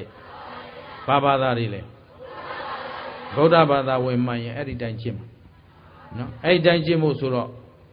မလိုချင်အောင်ကျင့်တော့မယ်အမျက်မထွက်အောင်ကျင့်တော့မယ်ဆိုလိုချင်မှုရှိရင်လောဘရှိရင်ဒေါသရှိမယ်ဒေါသရှိရင်မောဟရှိမယ်မောဟနောက်ကမာနအိတ်တမစ္စရိယအဘိဇ္ဇာပြာပါဒမလိုက်ဘူးလားအဲ့တော့အဲ့ဒီတရားတွေမလိုက်အောင်သတိထားဝရိယဆိုင်ပညာနဲ့ကြည့်ဘယ်သူကိုဘယ်သူကြည့်မလဲကိုကြည့်ဟိုမှာအနိစ္စဒုက္ခအနတ္တလက္ခဏာရေးဘယ်နှပါသုံးပါဒါကောင်းစွာကျင့်ကြံပေါ်များနိုင်တဲ့လူသီလသမာဓိပညာနဲ့ပြည့်စုံတဲ့လူဖြစ်ရပါလို့ဤနံပါတ်5မှာဘုရားလောင်းစုထောင်းတာမရှိဘူးလားဒါပဲသီလသမာဓိပညာနဲ့ဘယ်သူခန္ဓာဘယ်သူကြည့်မှာကောင်းစွာကျင့်ကြံလို့သူဆိုတာဒါပဲကိုကျင့်တဲ့ဘယ်သူကိုမှလည်းအနောက်ရှက်ပေးစရာမလိုဘူးဘယ်သူကိုမှလည်းတိုက်ခိုက်နေစရာဘယ်သူနဲ့မှလည်းလှည့်ပြီးတော့ပြစ်တင်ဝေဖန်နေစရာမလိုဘူးဘယ်သူကိုဘယ်သူစင်ကြယ်အောင်ကျင့်မှာအဲ့တော့နှစ်သစ်မင်္ဂလာမှာဟုတ်ပြီနော်ဒီနေ့နှစ်သစ်မင်္ဂလာကလည်းစပြီးတော့မင်္ဂလာရှိတဲ့နှစ်သစ်တစ်ခုကိုဖြတ်သန်းနိုင်အောင်2017ကိုအသုံးချရအောင်ဒီကျင့်စဉ်6ပါးနဲ့အတူဒီတစ်နှစ်တာငါတို့အနှစ်ရှာကြမယ်ရှင်းနိုင်ကြလားအဲ့တော့အကာနဲ့နေမလားအနှစ်ရအောင်ရှာမယ်အဲ့တော့ဥစ္စာဒနာဆိုတာအကာယာဓုဂုံသိမ့်ဆိုတာအကာဆွေမျိုးညာရကဆိုတာအကာချစ်သူမုန်းသူဆိုတာအဲ့ဒီအကာတွေပြစ်ပြီးတော့အနှစ်ကိုရှာတော့မယ်ဆိုသတိထားပညာနဲ့ကြည့်ခန္ဓာဘယ်နှပါဘယ်ချိန်ကြည့်ဖြစ်ပြီးရင်ကဲဘာသစ္စာသိတဲ့ဉာဏ်ကသေတာကနောက်ခန္ဓာမလာတာကသစ္စာဘယ်နှချက်ကြိုက်အေးကဲဆိုသစ္စာ၄ချက်တပြိုင်တည်းကြိုက်မှသာလျင်တန်ត្រာဝတ်တွင်းကလွတ်ကင်းနိုင်မှာဖြစ်တဲ့အတွက်မမေ့မလျော့မပေါ့ဆာသောတတိမလျှော့သောဇွဲလုံးလာတို့ကိုလက်ကင်ထားပြီးတော့အကာပြည့်၍အနှစ်ရအောင်ရှာကြစို့လို့တိုက်တွန်းရင်းနဲ့ဒီညဒီမြနဲ့နားကြစို့